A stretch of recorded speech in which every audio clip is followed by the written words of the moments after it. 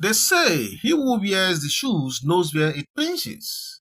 And when it comes to pain, motherhood, and the burden of justice, few wear it like Iyabo Ojo. Yes, the woman many now call the Queen Mother herself. Iyabo did not come from privilege. I'm very sure a lot of you know about her trajectory up to this point. She never, came from a privileged home. Hers is a story carved from hardship and grit. A young girl who knew struggle firsthand. Yes. After her marriage collapsed, okay, she became a single mother of two with barely enough to go round. But like the lioness she is, she did not fold. She rose, redefined herself, and built a brand that now commands attention, fear, and sometimes controversy. She did not just build herself, she built her children too. Of course, even without going to talking about Priscilla Ojo and the rest, you already know what I'm talking about. She built them very well. She built her children too, like I said, with pride. She wears the badge of both mother and father together. And perhaps that's where her fierce empathy was born. Because once you have suffered alone, you become drawn to those who suffer in silence. You hear what others miss. You feel what others overlook. That's Iyabo Ojo for you. This is the Iyabo Ojo many people do not see. The one whose heart beats loudest for the oppressed, the abused, and the broken. Whether you love her or not, one thing is certain. She has a voracious appetite for fighting injustice. And when she fights, she does not do it quietly. That's just who she is.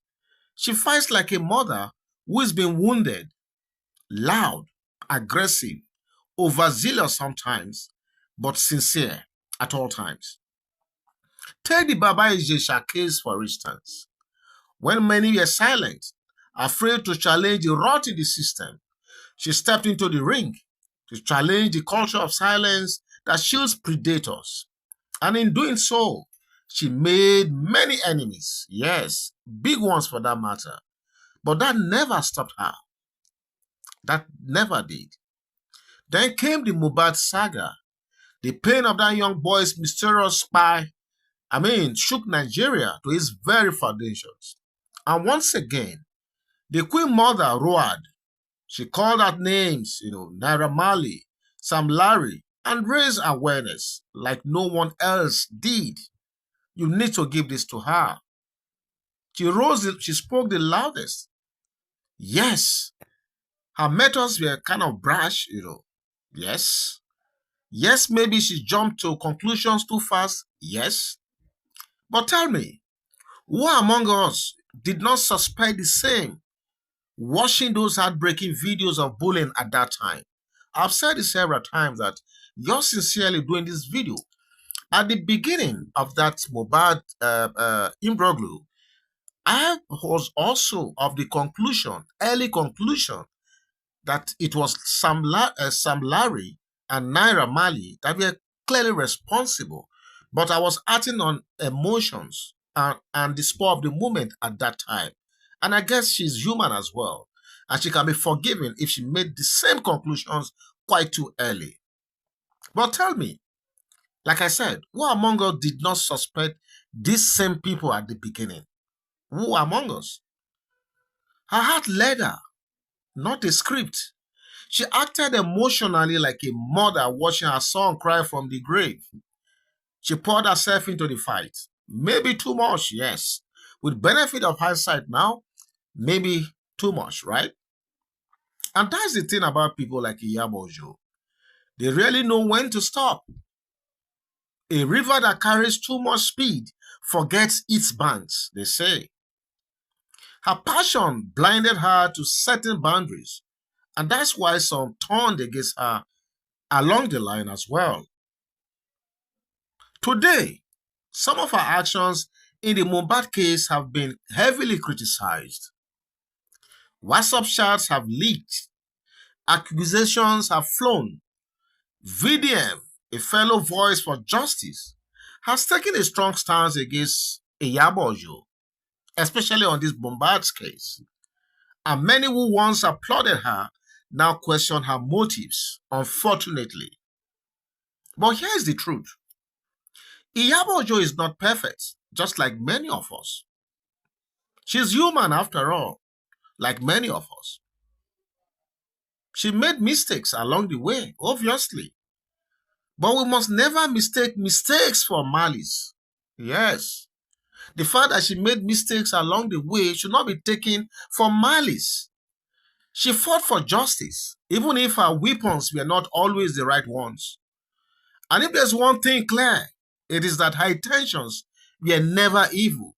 And I'm very happy that no one has come out to say her intentions are very, very evil. Recently, she reached out to VDM. Maybe she too has had time to reflect. Maybe she now sees the need for peace. And that takes courage, I tell you people.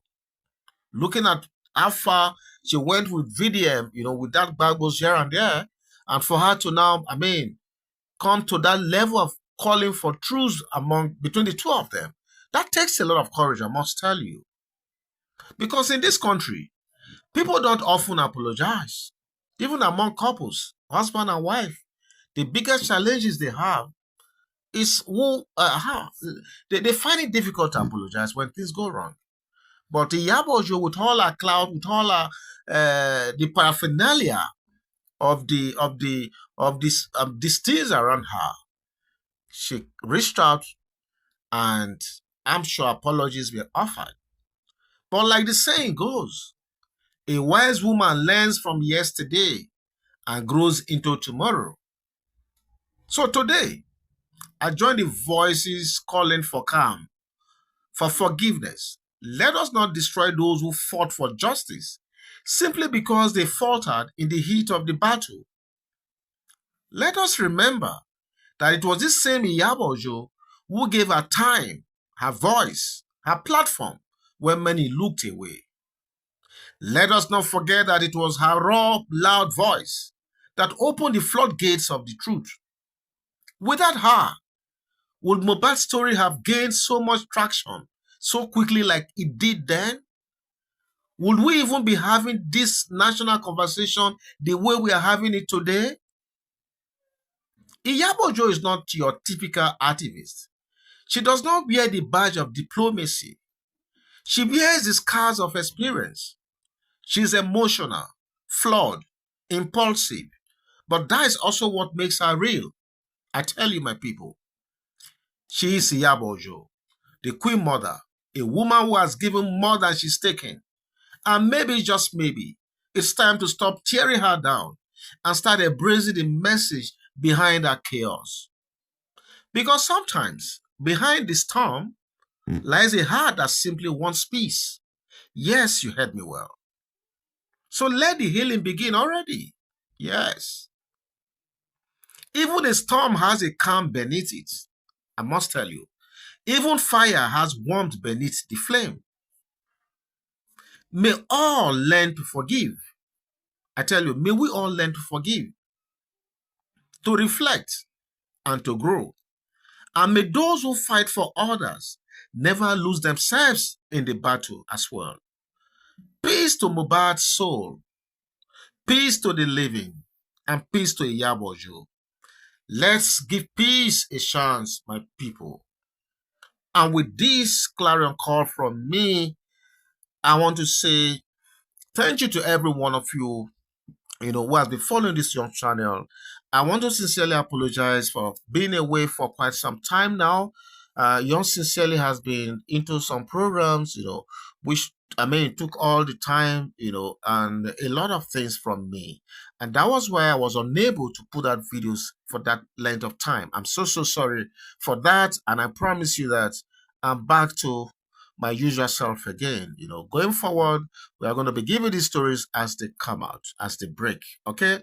So what do you think about this story right now? Do you think that Iyabo Ojo needs our understanding? Do you think that it makes sense that people should understand that just like us, Maybe she was too emotional with most of her fights, especially this one that has to do with late Mohbad. Because, like I said, when this spy thing happened at that time, because I've seen the videos of Sam Larry, and I've read about multiple occasions where he was under pressure or being bullied by both men. I also concluded, like many of you at that time, that they were the one responsible for the killing of Mohbad. But like we all know, and with benefit of hindsight, we now know better that no, they might have played a role in the kind of life that she later had, but they were never involved in the actual or the immediate cause of the killing of that young man. Okay, and this is not to say that I'm completely exonerating them from possible